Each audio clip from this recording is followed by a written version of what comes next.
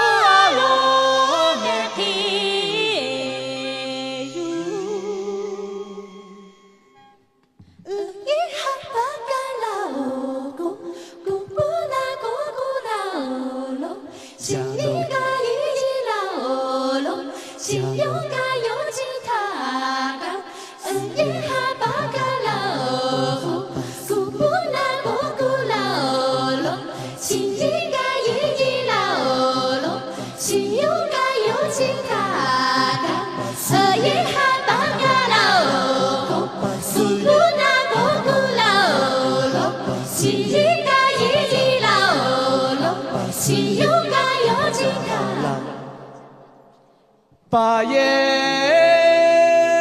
哈巴嘎拉，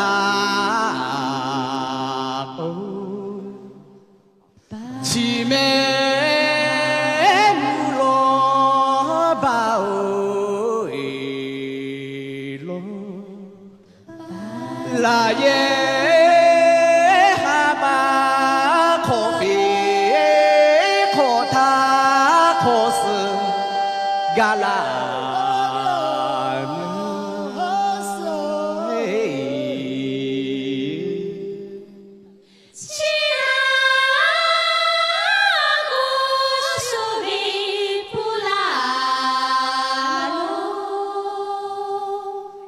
起哄。